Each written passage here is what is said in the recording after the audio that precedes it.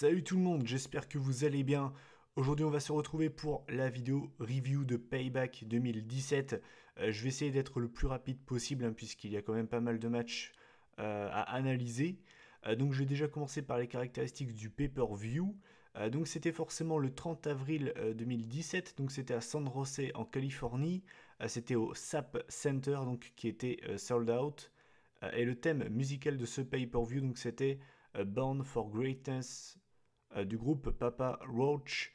Donc un thème que j'aime plutôt bien. Papa Roach que vous connaissez puisqu'ils ont interprété le thème de Monday Night Raw, To Be Loved, pendant je crois environ 4-5 ans. Donc voilà. Avant d'attaquer le show principal, donc il y avait comme d'habitude un kick-off pour ce pay-per-view. Donc le match qu'on avait, donc c'était Soft contre le club. Et finalement, eh bien, c'est Soft qui ont battu le club. Voilà, j'en pense absolument rien. Et ensuite, on avait le Miz TV, donc présenté forcément par le Miz. Et comme prévu, le Miz s'est fait frapper par Finn Balor. Voilà. Donc voilà, rien de spécial à noter là-dessus. On va pouvoir attaquer le show principal. Et donc l'opener donc de ce Payback 2017, donc c'était pour le titre US. Donc on avait le champion Kevin Owens contre Chris Jericho. Je trouve que c'est d'ailleurs un bon choix d'avoir mis ce match-là en opener. C'est un match qui était attendu par les fans. Il a rempli parfaitement son job, c'est-à-dire que Jericho a directement chauffé le public. Donc match qui a duré 14 minutes, donc c'est une bonne durée. Donc alors mon avis sur ce match, personnellement je l'ai bien aimé. Voilà. J'ai trouvé que c'était un bon petit match pour commencer la soirée. J'ai noté que Kevin Owens avait résisté aux Walls of Jericho. Donc voilà, on a Kevin Owens qui va toucher les cordes avec un doigt, ce qui a passablement énervé Jericho. Et donc du coup, Jericho s'en est pris au doigt, à la main de Kevin Owens pendant toute la fin du match. Et c'est vraiment le tournant du match. Puisque donc, en fait, à la fin du match, on a Kevin Owens qui a essayé de porter sa pop-up powerbomb sur Jericho, sauf que du coup, avec sa main qui était un peu blessée, il n'a pas réussi tout simplement. Et du coup, Jericho euh, en a profité pour porter un second Walls of Jericho.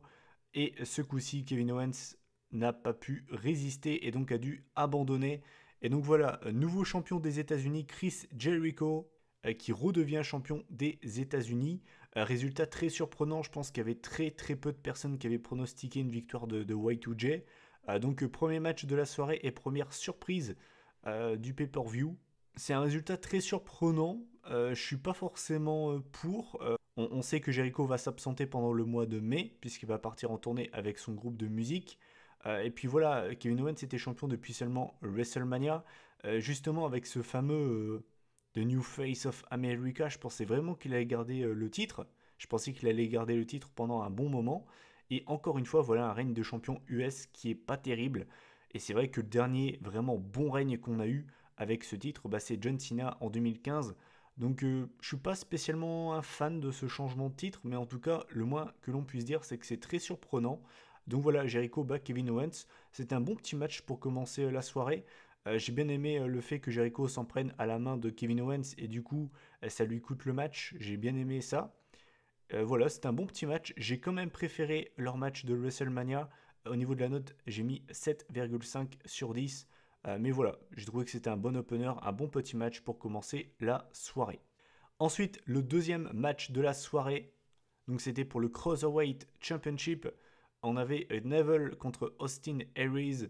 Donc c'était un match que j'attendais quand même beaucoup. Je pensais que ça pouvait vraiment être le meilleur match de la soirée.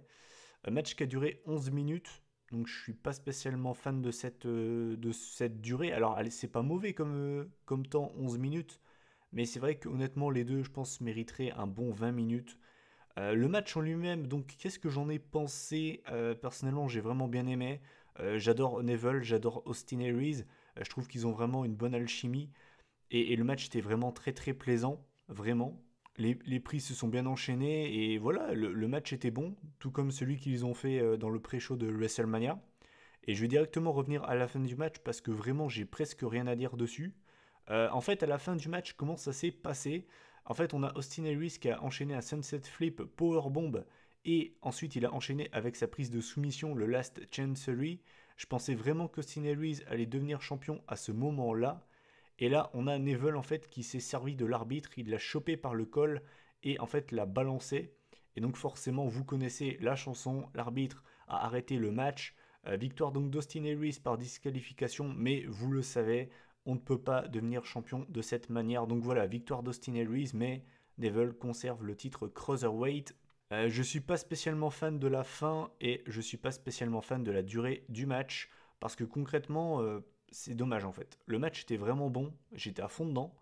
Je pense que si le match aurait fini clean et le match aurait duré 20 minutes, je pense qu'on aurait pu avoir l'un des meilleurs matchs de l'année. Et c'est vraiment dommage que finisse de cette manière. Donc je suis déçu de la fin.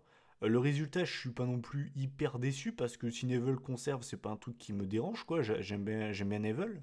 Je trouve qu'il a un bon règne et que son heel turn lui apporte que du positif. Mais voilà, c'est vraiment la fin qui m'a dérangé. Et au niveau de la note, donc j'ai mis 7 sur 10. C'est pas une mauvaise note, c'est surtout la fin qui m'a dérangé. Et je pense que un Aries Neville aurait, enfin, je pense que les deux auraient mérité un bon 20 minutes. Et voilà. Ensuite, le troisième match de la soirée, donc c'était pour les WWE Tag Team Championship de Raw. Donc on avait les champions, les Hardy Boys, contre Cesaro et Sheamus. Match qui a duré 12 minutes. Encore une fois, c'est pas une mauvaise durée, mais j'aurais espéré un peu plus. Voilà, je vais faire le mec relou, mais voilà, je pense que vraiment les deux équipes auraient mérité un peu plus de temps. Qu'est-ce que j'ai pensé de ce match? Bah franchement, j'ai vraiment bien aimé. Après, c'est pas une surprise quand vous voyez les catcheurs qu'on a dans le ring. Fallait s'attendre à avoir du bon. C'est ce qu'on a eu. Franchement, c'est ce qu'on a eu. C'était un bon match. C'était vraiment très plaisant. J'aime beaucoup Cesaro. J'aime bien Sheamus. J'aime bien Jeff Hardy. Matt Hardy aussi. Il a fait quelques bonnes petites prises.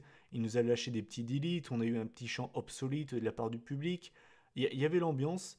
Il y avait le in-ring. Il y avait tout qui était réuni. On a eu vraiment un bon petit match par équipe. Et puis voilà, je vais pas rester 3 heures là-dessus, je vais plutôt revenir à la fin du match et à l'après-match.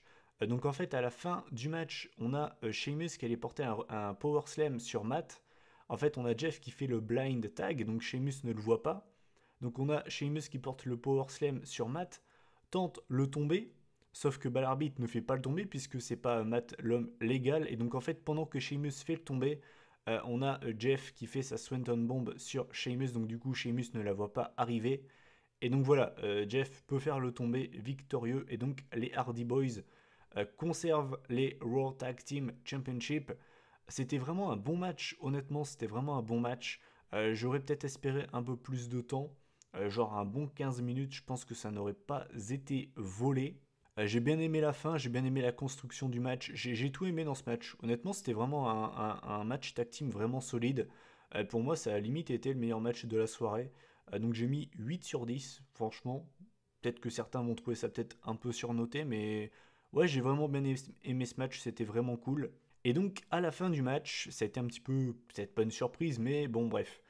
À la fin du match, donc en fait, on a Sheamus et Cesaro et les Hardys qui se serrent la main. Donc du coup, on se dit, bon, finalement, voilà, tout est bien qui finit bien. On a les Hardys qui restent dans le ring pour célébrer avec le public. Et là, on a Cesaro et Sheamus qui attaquent les Hardy Boys. Donc voilà, ils turn de Cesaro et Sheamus. C'est assez intéressant, je ne sais pas ce qu'ils vont faire. Je pense qu'on aura un rematch entre les deux équipes lors du prochain pay-per-view, donc qui sera normalement Extreme Rules pour le pay-per-view de Raw. Je pense qu'on aura un rematch entre les deux équipes. Mais je trouve ça assez intéressant parce que, admettons que Cesaro et Sheamus se séparent, ça fait deux heals en plus dans la mid-card de Raw, et ça fait deux heals en plus, entre guillemets, potentiel adversaire pour Dean Ambrose pour le titre intercontinental. Donc je trouve pas ça je trouve que c'est pas une mauvaise idée, je trouve ça plutôt intéressant comme choix. Donc voilà, donc j'ai bien aimé le match, j'ai bien aimé l'après-match, donc je demande à voir la suite tout simplement, et je rappelle la note, j'ai mis 8 sur 10. Ensuite, le prochain match, donc c'était pour le Raw Women's Championship. Donc on avait Alexa Bliss contre Bayley qui était donc la championne. Match qui a duré encore une fois 12 minutes. Il y a beaucoup de matchs qui ont duré environ 12-13 minutes à tout casser. Donc c'est pas une mauvaise durée. C'est un bon, voilà, c'est une bonne durée. Dans la vidéo pronostic, c'est un match qui ne m'emballait clairement pas. Je vous l'avais dit, hein, c'est un match qui m'emballait clairement pas. J'en attendais absolument rien. Eh bien, mea culpa, et voilà, je peux avouer hein, quand je dis des conneries, et quand je me trompe, et là c'est le cas, je me suis trompé, bah le match était franchement cool. C'est pas le meilleur match féminin que j'ai vu de ma vie, hein, mais j'ai vu bien pire que ça. franchement, c'était pas mal. Franchement, c'était pas mal. Je suis pas fan de Bailey, mais elle a pas botché. C'était bien, c'était cool. Alexa Bliss aussi a bien catché. Non, c'était un match franchement pas mal. Donc voilà, c'était un bon petit match entre les deux femmes. Je vais directement revenir à la fin du match.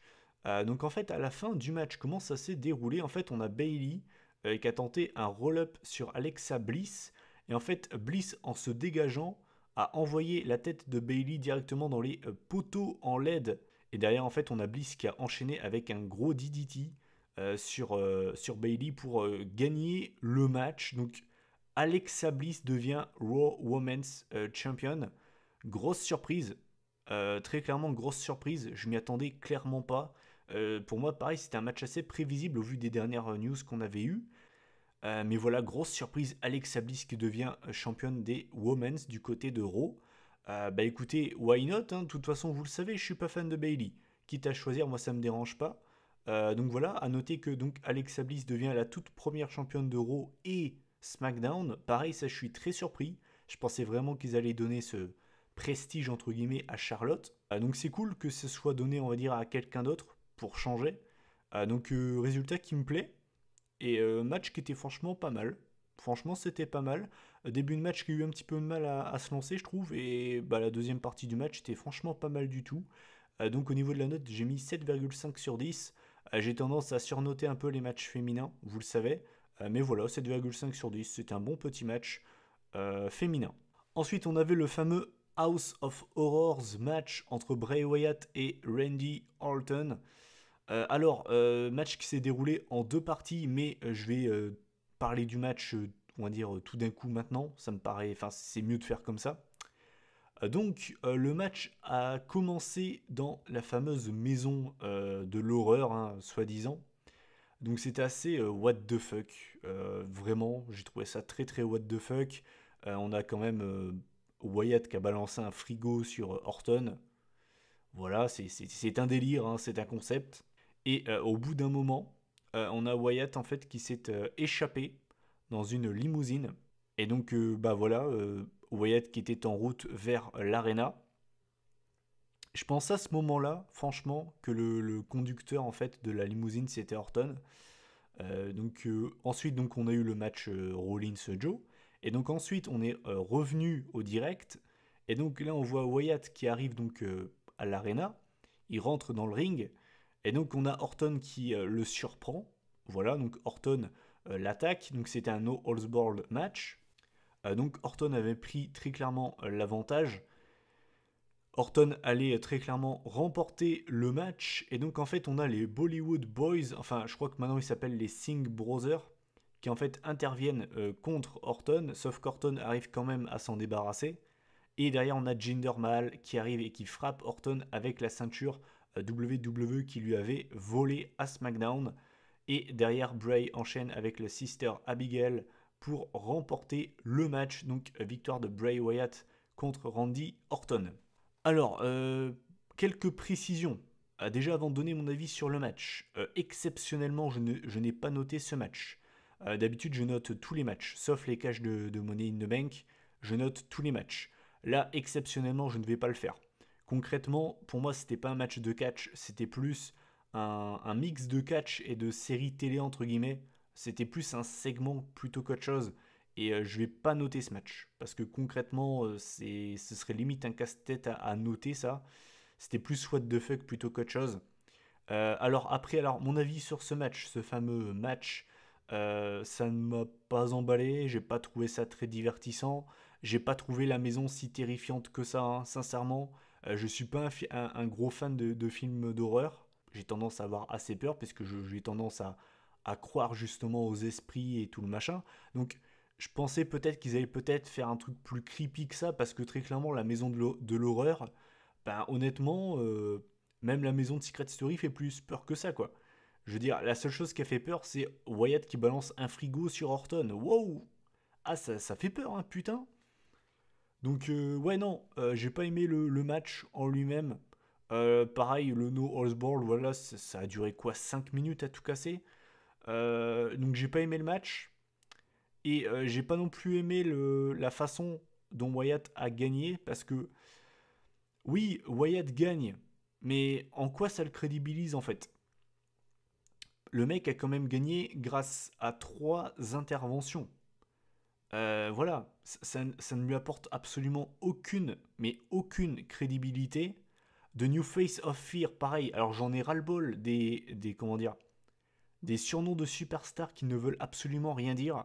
On a The New Face of Fear qui fait peur absolument à personne. On a Sasha Banks qui se fait appeler The Boss, qui perd en pay-per-view contre Charlotte, hein, et qui n'était pas à Payback. Paye ton surnom, hein. Boss de quoi? Ça, je vous pose la question, sincèrement. Et on a le Destroyer, j'y reviendrai un peu après, mais il y a un vrai problème avec les surnoms des catcheurs à la WWE, quoi. Donc voilà, je ne suis pas fan du match, je ne suis pas fan de la manière dont Wyatt a remporté le match parce que ça ne lui apporte aucune crédibilité pour moi. Donc ce match pour moi a été une véritable perte de temps, je n'ai absolument pas aimé et pour moi c'est vraiment le seul gros point noir de ce pay-per-view. Vraiment non, j'ai pas vraiment aimé. Ensuite on va passer à l'avant-dernier match de la soirée, donc c'était Seth Rollins contre Samoa Joe. Match que j'attendais beaucoup, match qui a duré 16 minutes, donc c'est je crois que c'est le match qui a été le plus long de la soirée. Donc alors forcément, comme il fallait s'y attendre, on a Joe qui s'est concentré sur le genou blessé de Rollins pendant tout le match. Finalement, comme d'habitude, le face a réussi à revenir grâce à l'appui du public. Voilà, franchement c'était un match plutôt cool. Maintenant, je vous le dis franchement, j'en attendais plus. Venant de Rollins et Joe, j'en attendais plus. Je pense comme beaucoup de monde. Je vais revenir directement à la fin du match parce qu'encore une fois, j'ai pas grand chose à vous dire là-dessus. En fait, à la fin du match, comment ça s'est déroulé? On a Joe qui a porté un sleeper hold sur Rollins. Et non, ce n'est pas la Coquina Clutch. Parce que j'ai vu que la WWE avait posté que c'était la Coquina Clutch. La Coquina Clutch, pour moi, c'est quand Joe arrive à ramener son adversaire au sol. Là, il est encore debout. Donc pour moi, ça reste un sleeper hold. Et en fait, on a Rollins qui a réussi à surprendre Joe avec un genre de roll-up. Et il a réussi à battre Joe là-dessus. Donc Rollins bat Joe avec un genre de roll-up. Alors, vous devez vous attendre à ce que je m'énerve vraiment bien comme il faut. Déjà, plusieurs précisions. Et c'est assez important de le noter. Joe s'est fait battre par un roll-up. C'est-à-dire qu'il n'était pas KO, il était conscient. Donc, il n'a pas encore été mis, on va dire, KO dans un match. Donc, on va dire, c'est moins grave que s'il avait subi un KO. Maintenant, je remercie Ambarek qui a posté ça sur Twitter. Il se reconnaîtra. Euh, il y a en fait la WWE qui a posté le moment où Rollins fait le roll-up. Et on voit très clairement l'épaule gauche de Joe qui n'est pas à terre. Donc, je pense que Joe va jouer là-dessus à Raw, montrer les images en disant c'est de la merde, le mec ne m'a pas battu clean et le mec n'aurait pas dû remporter le match. Je pense que ça va se dérouler comme ça. Donc voilà, je pense que Joe va se plaindre par rapport à ça. Dans tous les cas, même si Rollins l'a battu comme ça, je ne suis pas fan du résultat. Je veux dire, au bout d'un moment, Samoa Joe, il se fait appeler de Destroyer. Tu peux pas, je veux dire, au bout d'un moment, il faut lui donner de la légitimité. Il faut que le mec soit crédible. Alors oui, vous allez me dire qu'il n'a pas été mis KO, qu'en plus de ça, à la fin, est raté, entre guillemets, enfin, l'arbitre a merdé. Mais quand même, moi ce que j'aurais fait, c'est que j'aurais donné la victoire à Samoa Joe. Mais ouais, non, je suis quand même pas fan de ce résultat. J'attends d'en voir plus, j'attends de voir ce qu'ils vont faire par la suite. Mais concrètement, ouais, je suis pas fan. Voilà, je suis pas fan. J'aurais quand même fait gagner Samoa Joe parce que pour moi, il en avait vraiment besoin. Il faut le crédibiliser. C'est comme ça que tu crédibilises un mec qui se fait appeler le Destroyer. Voilà. Très clairement, c'est pas un résultat qui m'emballe beaucoup, mais j'attends de voir la suite. Voilà. J'étais vraiment très énervé sur le coup. J'étais vraiment très énervé sur le coup. Et c'est en voyant justement l'image où on voit que son épaule ne touche pas à terre que je me suis dit, ok, bon, la WWE va en jouer par rapport à ça. Donc j'attends de voir la suite. Mais sinon, le match en lui-même était plutôt cool. Maintenant, c'est vrai que quand tu as Samoa Joe et Seth Rollins dans un ring, tu peux en attendre plus. J'ai mis 7,5 sur 10. Donc voilà, c'était un bon petit match, mais c'est vrai que je pouvais en attendre plus. Et enfin, le main event de la soirée. Donc c'était Braun Strowman contre Roman Reigns. Donc match qui a duré, je crois, 12-15 minutes. Pareil, je préfère le dire, hein, mais c'est vraiment Jean-Michel à peu près. J'ai pas les durées exactes. Je crois ouais que le match a duré genre 15 minutes, un truc comme ça. À noter que Reigns est arrivé avec des bandages au niveau de son épaule gauche qui euh, était meurtri, hein, était blessé suite à l'attaque de Strowman en backstage. Alors le match en lui-même, comment ça s'est déroulé? On a Strowman qui s'en est pris justement à cette épaule gauche de Reigns, qui donc était soi-disant blessé, amoindri. Il y a des trucs qui m'ont dérangé dans ce match, enfin surtout un truc qui m'a grave dérangé. À un moment du match, on a Reigns qui a réussi à porter son Samoan Drop sur Strowman. J'avais envie de lui dire, mais pourquoi tu laisses ton strap, Roman? C'est-à-dire que le mec vend une blessure à l'épaule gauche, mais porte Strowman qui fait genre 150 kilos. Ouais, c'est normal ça. Donc ça vous choque pas ça. Genre, j'ai vu ça, mais j'avais envie de péter ma télé. Je me dis, mais tu te fous de ma gueule, quoi. C'est-à-dire que le mec, qu'il soit blessé ou pas, bah ça change rien en fait. J'avais l'impression que ça ne changeait rien. Voilà, ça changeait rien. Bref, c'est n'importe quoi, sérieux. On a quand même Reigns qui a réussi à porter un spear aussi, ça c'était génial. Hein. Reigns qui arrive quand même à porter un spear sur Strowman. Strowman qui arrive à s'en dégager. Et alors là, je vous le dis, hein, si Reigns aurait gagné là-dessus, mais j'aurais pété un câble. Hein. Je vous dis franchement, j'aurais pété un câble. Mais Strowman a repris l'avantage, a réussi à porter son running power slam donc sur Reigns. Reigns a réussi à s'en dégager une première fois et derrière Strowman enchaîne une deuxième fois avec son deuxième running power slam pour battre Roman Reigns. Alors, vous le savez, je n'aime pas Roman Reigns, ce n'est pas nouveau. J'aime bien Braun Strowman et pour moi c'était primordial que Strowman remporte ce match. Maintenant, Reigns qui perd sur 2 running power slam, ouais, je sais pas vous, hein, je sais pas ce que vous en pensez, moi je trouve ça moyen moyen.